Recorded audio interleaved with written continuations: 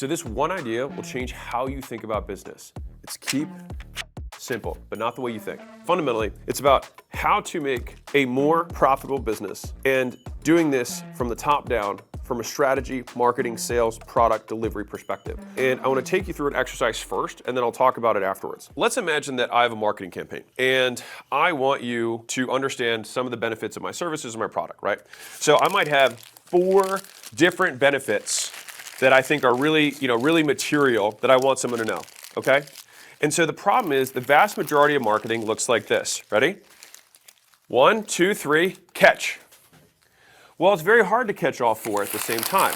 But if I just said, hey, real quick, I want you to understand something, catch, you'd probably be able to catch that.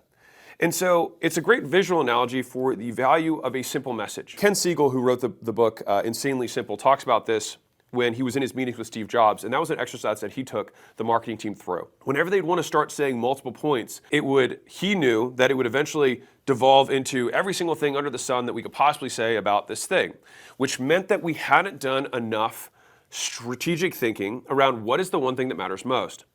And so the saying that they live by, which I really love, find the most compelling point and communicate it in the most compelling way. I'll say that again because I think it's so important. You focus on the one most compelling point, and then you communicate it in the most compelling way.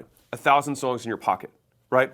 It's, I think, a discipline that has to be taken pervasively from the top down. It has to start with the business owner, it has to start with the CEO, it has to start with the founder, whoever person is calling the shots in terms of what we're doing as a business. Because this level of simplicity, right, takes more work than complexity. And that's what's crazy about it, is that complexity is less work than simplicity. Because complexity is typically the child of lazy thinking. We can't prioritize. We're not sure which one of these 4 things is most important, so we'll just say them all. We have these 4 features. Rather than limit it to one and then make that one better, we're just going to see all 4 because we want to appeal to all sorts of different people. But most really big business ideas, in my opinion, are the opposite of what you would naturally do. Because if what people's natural instincts led them to do were the things that made businesses successful, then most people would have successful businesses, and that's anything but true. And so it's the constraint of forcing yourself to say no. There are 3 things here. There is one of these that is more important, and we have to keep whittling it down or chunking up the language such that this one point is the most compelling.